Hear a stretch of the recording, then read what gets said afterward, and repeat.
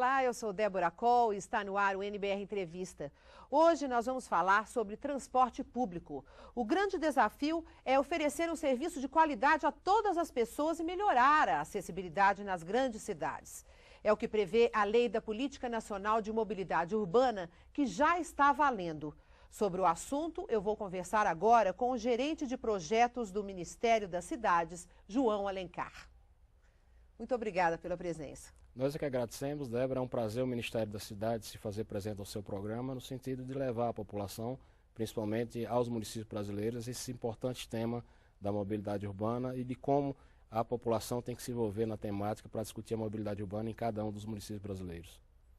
Quando se fala em mobilidade urbana, a gente já pensa logo em diminuir o excesso de carros, de veículos, mas na realidade não é só isso, né? O que é mobilidade urbana? Se eu pudesse resumir mobilidade urbana numa expressão, quer dizer, numa única equação, eu poderia dizer a você que isso pode ser medido como o número de viagens que uma pessoa faz ao longo do dia, certo? Assim, de forma bastante simples.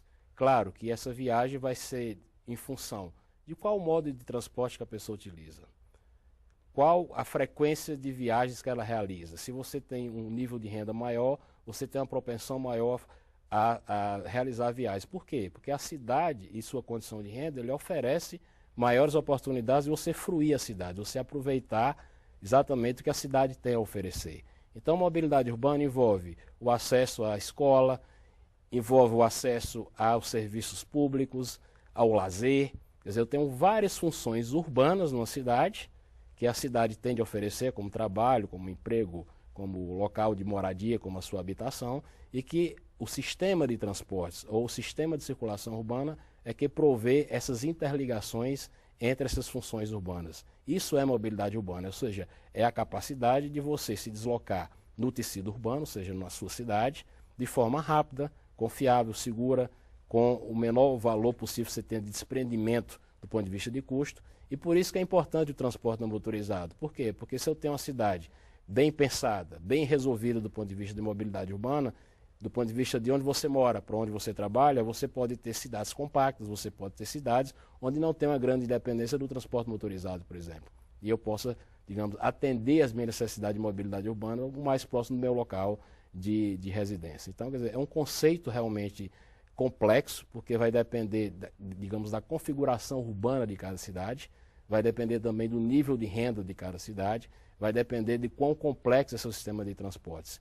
Então, na realidade, não é um tema que eu possa ter um figurino prêt-à-porter para ser utilizado em toda e qualquer cidade, aquela solução de mobilidade urbana. Cada sociedade, cada municipalidade vai ter que encontrar suas próprias soluções, encontrar suas próprias respostas do ponto de vista de como resolver o seu problema de mobilidade urbana. Então, a lei, como digamos, um ordenamento jurídico nacional ou uma estrutura regulatória nacional, ela traz exatamente aquele papel que compete à União fazer dentro do nosso Pacto Federativo, que é dar diretrizes gerais e orientações gerais de como os municípios devem tratar desse tema. Por isso é que ela traz um conjunto de princípios, diretrizes e objetivos do ponto de vista da mobilidade urbana. Daí a importância dos municípios participarem, e porque cada um tem o seu problema, a sua geografia, né? Tem cidades que, por exemplo, é muito fácil fazer ciclovias, que o uso de bicicleta está cada vez maior, né? Sem dúvida. É importante que a população se envolva, até porque é um dos princípios norteadores da lei, justamente a gestão democrática da mobilidade urbana. Então, é para discutir realmente com a sociedade, as entidades representativas de classe, as associações de moradores, o poder municipal, o legislativo municipal. Quer dizer, o nosso Constituinte 88, quando definiu o município como um ente federativo, ele também deu ao município algumas responsabilidades, como, por exemplo, autogoverno. Então, o município dispõe hoje de um poder executivo e possui também um poder legislativo, e compete a esses dois poderes conduzir os destinos do município. Mas, claro, que uma ampla participação da sociedade do ponto de vista de discussão de que mobilidade urbana eu quero para o meu município, para que eu possa consubstanciar uma política municipal e, a partir desse pacto coletivo, desse novo pacto social pela mobilidade urbana em cada um dos municípios brasileiros, eu possa ter uma consecução disso na forma de um plano municipal. Quer dizer, o plano vai ser o quê? Um resultado, digamos, efetivo dessa negociação coletiva existente entre os diferentes conjuntos de representação social que tem numa cidade, coordenado e conduzido isso pelos poderes constituídos no âmbito do município. Então, quer dizer, essa vai ser o grande desafio do país do ponto de vista de que cada cidade discuta a sua realidade do ponto de vista de mobilidade urbana e que ela possa digamos, se congressar do ponto de vista de se pactuar de como é que se vai dar essa mobilidade urbana. Porque se eu passo a ter uma discussão de mobilidade urbana, por exemplo, em cidades de maior complexidade de transportes, eu já vou começar a discutir, por exemplo, a tarifa de transporte público. Como é que se dá o financiamento da tarifa de transporte público? Será que hoje, por exemplo, não existe um conjunto de outros usuários do sistema de transportes que beneficiam da existência de um transporte público, mas que não contribuem do ponto de vista do seu financiamento? Essa é uma discussão que está posta. É uma discussão que compete a cada municipalidade discutir exatamente como vai se dar essa discussão, por exemplo, da questão do financiamento do transporte público no âmbito de cada uma das municipalidades. Uma coisa está vinculada à outra, né? Se o município apresentar o plano, ele vai receber o repasse do governo federal. O que se tem é uma exigência, né, do ponto de vista legal, e nós vamos ter que fazer um acompanhamento do atendimento a essa norma para que possa ser condicionado do ponto de vista de, uma vez tendo o plano de mobilidade urbana seguindo, claro, o que está norteado pelo marco regulatório da Lei 12.587, ele possa ter acesso a recursos públicos, ou continuar tendo acesso a recursos públicos do ponto de vista orçamentário ou de financiamento. Certo? E para acompanhar, o governo também vai financiar capacitação de funcionários da região para poder... Nós estamos com programação de capacitação dentro do orçamento, mas isso fica a depender também de poder dispor desse recurso orçamentário, né? Mas é uma necessidade, sim, de ter uma capacitação, principalmente dos técnicos do município, do ponto de vista do planejamento, do ponto de vista da execução. Talvez uma maior dificuldade em cidades menores, cidades capitais e cidades, né, de regiões metropolitanas. Eu acredito que essa dificuldade seja menor, até porque são cidades que por si só já são complexas e já vêm de muito tempo administrando, né, os seus sistemas de transporte sem maiores dificuldades. Agora, na Rio+20, um dos temas discutidos vai ser cidades sustentáveis. E dentro dele tem mobilidade urbana, dentro desse tema, né? Como é que é essa relação? O que isso significa para o Brasil? A novidade que vem agora com a Rio+20 deu-se inclusive a partir da própria fala do Ban Ki-moon, que é o presidente, o grande diretor, né, das Nações Unidas, que trouxe para dentro da sua pauta de governo, do ponto de vista de sua gestão, o tema transportes. E, né, de uma forma mais resumida, transporte e mobilidade se entende também como transporte. Então, eu acredito que seja um ponto, sim, que deva ser uma preocupação das Nações Unidas agora para o próximo biênio, para os próximos anos, e é muito provável que esse tema venha, de certa forma, ser discutido e venha fortalecido, porque não se pode discutir cidades sustentáveis sem discutir uma mobilidade sustentável, sem discutir formas de transporte que você possa, por exemplo, agregar tecnologias novas do ponto de vista de serem menos intensivas em carbono. Todavia, na medida que você tem uma estrutura de cálculo tarifário que basicamente repassa para o usuário os custos digamos, de provisão do serviço, qualquer inovação tecnológica que implique, por exemplo, no aumento de custo de material rodante ou mesmo de insumos do ponto de vista de combustível, isso tem-se o risco de ir para a tarifa. Então, por isso é que é importante que nas municipalidades, quando forem discutir as suas políticas de mobilidade urbana, isso esteja presente. Né? Se a municipalidade tem um problema sério, por exemplo, de poluição atmosférica ou do ponto de vista urbano, e parte da solução disso é mudança de matriz energética em transportes, isso tem que ser discutido dentro da política de mobilidade urbana e tem que ser encontrados meios para que se possa efetivamente equalizar esse custo que possa vir, né, como impacto na tarifa, e isso efetivamente o município vai ter que discutir do ponto de vista de como encontrar soluções próprias para fazer com que eu tenha uma mobilidade de todos e para todos. Eu acho que isso é a principal característica que a lei traz, é que nessa discussão das políticas de mobilidade urbana no âmbito do município, se faça uma mobilidade de todos para todos. Porque se nós continuarmos, né, dentro de uma lógica individualista, como tem sido nas últimas décadas, cada um busca por si só encontrar uma solução para a sua mobilidade. né? Se eu disponho de um pouco mais de renda, eu posso comprar uma motocicleta. Se eu disponho um pouco mais de renda, eu posso comprar um automóvel. Mas por que é que nós não estamos discutindo, enquanto sociedade, soluções coletivas? E essa discussão coletiva passa necessariamente por uma priorização do ponto de vista de solução de mobilidade urbana voltada para transporte público, como a lei deixa claro que a prioridade é transporte público e transporte não motorizado. Então, quer dizer, a lei traz para o município uma discussão e a possibilidade de, na sua agenda política de discussão municipal, esse tema ser um tema que tem que estar presente nas discussões para que eu possa ter cidades saudáveis e cidades sustentáveis.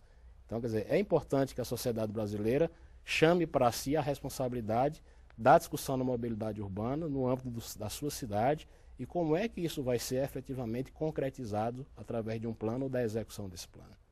E a sociedade tem que participar, né? Sem tem que dúvida. cobrar. Sem dúvida. Nós, enquanto sociedade brasileira, eu acredito que nós tenhamos evoluído bastante rápido. Se a gente imaginar que há pouco mais de 2 décadas nós estávamos numa situação de restrição de liberdades, né? Se a gente for, por exemplo, colocar como parâmetro o regime militar.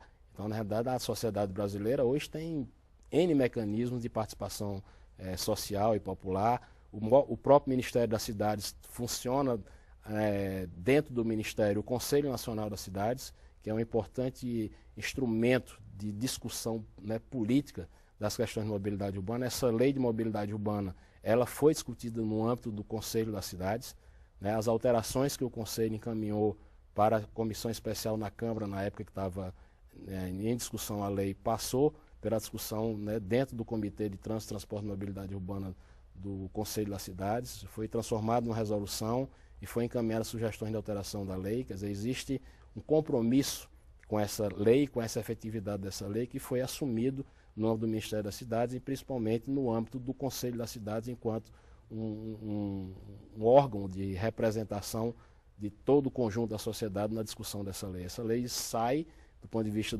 de promulgação dela, com essa fortaleza por trás, do ponto de vista de ter esse respaldo social da discussão coletiva que existiu dentro do Conselho das Cidades. Isso é muito importante que seja dito.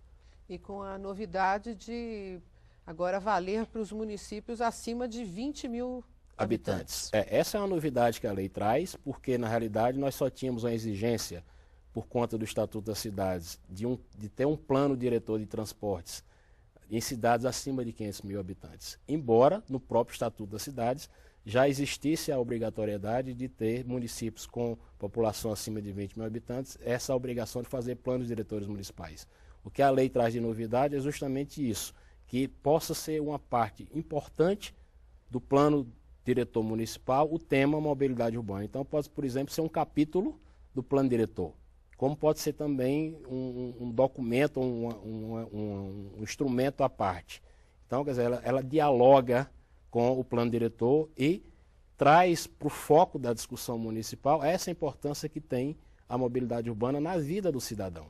Porque depende justamente a minha possibilidade, por exemplo, de ir até a padaria da esquina, embora Brasília não tenha esquina, mas eu venho de uma cidade como Fortaleza que nós temos aquele conceito tradicional de ter esquina. Mas não justifica eu ter que usar um carro para efetivamente me deslocar a 1, 2, 3 quarteirões de distância. Então, quer dizer, a cidade, nós temos que recuperar os nossos espaços urbanos para o pedestre, voltar a fruir a rua, dispor da rua. E para isso eu preciso de calçadas, eu preciso, né, de rampa para pessoas que tenham deficiência, que seja cadeirante, eu preciso ter iluminação pública, segurança pública, tudo isso é mobilidade urbana. Por quê? Porque eu tenho, na maior parte da minha vida, eu sou pedestre. Porque eu só passo a ser um usuário de carro quando eu entro dentro de um veículo motorizado. Então a cidade tem que dialogar com o cidadão, a cidade tem que ter uma ambiência de convivência fraterna e coletiva e que eu possa andar na minha cidade de forma segura. Brasília é um caso clássico de inexistência de calçadas. Quer dizer, você vai muitas vezes em determinado trecho de calçada, de uma hora para outra parece um gramado. Quer dizer, você não tem um plano diretor de calçadas aqui em Brasília que dê respostas do ponto de vista disso. Eu tenho informações recentes que Brasília está desenvolvendo um plano de mobilidade urbana, né? E também preocupado com acessibilidade, tem uma comissão permanente de acessibilidade aqui em Brasília. Eu já tive a oportunidade de ir lá falar sobre o tema mobilidade urbana. Então o Brasília está se mexendo sim dessa questão de discutir tanto acessibilidade como também mobilidade urbana. Mas enquanto não se for efetivo esse plano, a gente ainda pode continuar dando exemplo de Brasília como uma cidade que, por exemplo, de uma hora para outra a calçada deixa de existir. Então, quer dizer, é uma coisa simples como é uma calçada, muitas cidades não têm. Fortaleza mesmo é outro exemplo. Se você anda mesmo em áreas nobres de Fortaleza do ponto de vista de renda, você tem calçadas que são lastimáveis, como também você tem nas grandes periferias das cidades brasileiras. Então, na realidade, um tema simples como calçada, né, é mobilidade urbana e tem que fazer parte da discussão municipal do ponto de vista dessa política de mobilidade urbana, onde o transporte não motorizado também é tão importante quanto o transporte público. Ok, muito obrigada pela entrevista. Disponha, estamos a seu dispor. Obrigada. Mais informações sobre a Lei de Mobilidade Urbana no www.cidades.gov.br. Se você quiser rever essa entrevista, é só acessar o site que aparece na sua tela. Muito obrigada pela companhia e eu espero você no próximo programa. Continue com a gente aqui na NBR, a TV do Governo Federal.